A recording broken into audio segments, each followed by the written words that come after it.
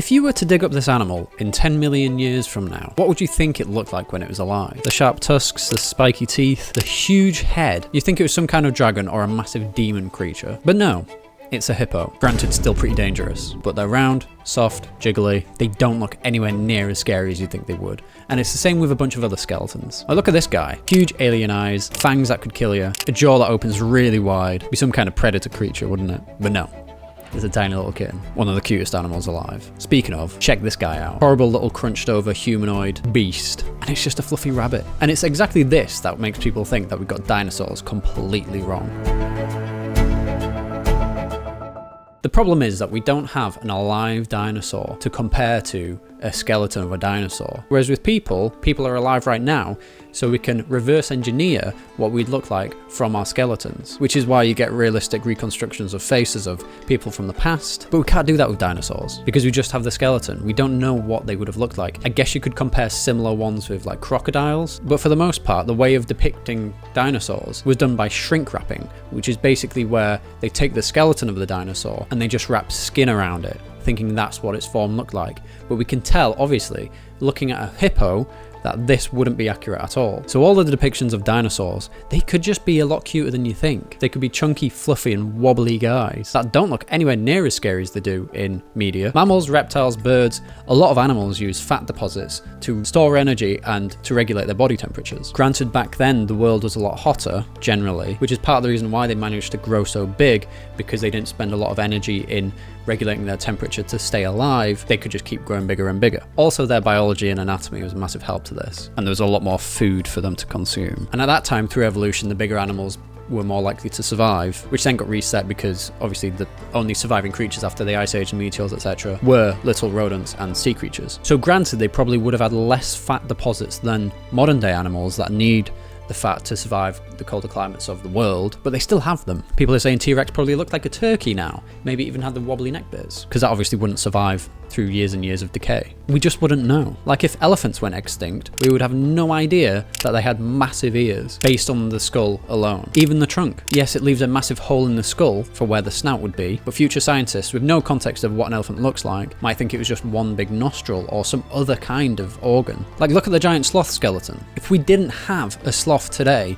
we probably would see this and be like, wow, what the hell was that massive creature? But because its lineage goes directly to sloths of the modern age, you can recreate it, making it look like a sloth, and it's probably more realistic than what dinosaurs would be. Scientists are working on this, don't worry. They're figuring it out, and they're adding fatty deposits and muscle and fluff and feathers and everything to try and get more realistic depictions of dinosaurs.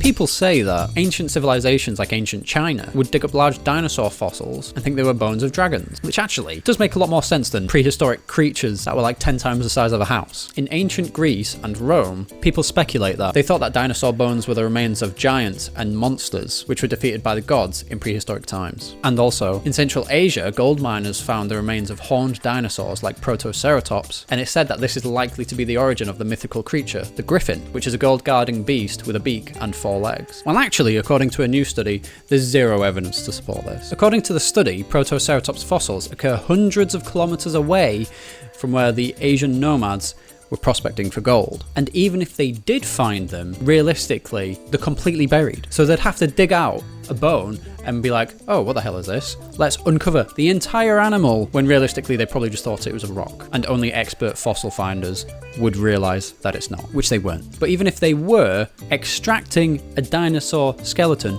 from the earth, even with modern tools, is pretty difficult. So the likelihood of them uncovering an entire dinosaur skeleton, very slim. There's also zero references of protoceratops fossils in ancient literature, and Dr. Witten, the researcher, just suggests that they're imaginary creatures for the sake of stories. God forbid humans imagine something. On this point, there's a lot of discussion around whether elephant skulls were the origin to the cyclops myth. This is in debate because the elephant's skull would also be found with other elephant bones, so why would they jump straight to it being a man? The genuine genetic mutation of cyclopia, where your eyes don't separate, is realistically, according to studies, the most likely source of the cyclops myth. Back then as well, eyes being a sign of wisdom, clairvoyance and authority in many cultures, people say it's plausible that a cyclops was just better for storytelling rather than them thinking that they actually existed. But it's impossible to disprove that that's where the cyclops myth came from, along with all the other myths. Like the Chinese dragon one supposedly comes from more recent alligator fossils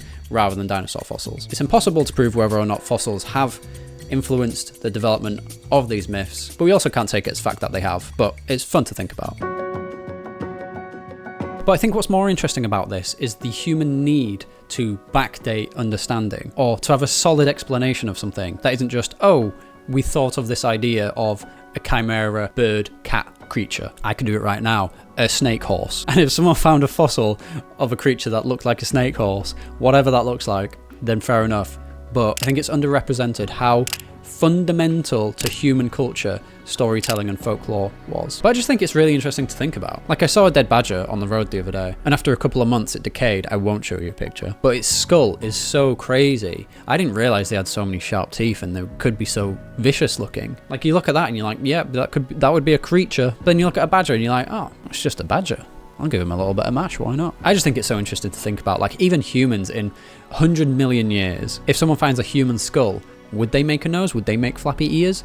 Would they make us look so soft and squidgy? Or would they shrink wrap the skull so we look like something from a horror film? Not to mention all the changes that happen in modern day human skeletons that might not be understood by far future generations, like having a metal hip, a pacemaker, if that gets buried with you, I'm not sure. Metal valves inside your veins to lower blood pressure. Metal pins. I've got titanium pins in my jaws because I had jaw surgery. Would they see that and think we had cybernetic enhancements? When really, it was just to help my bones recover. I don't know. What do you guys think? If you want to learn more animal facts, check out this video here. Thanks for watching.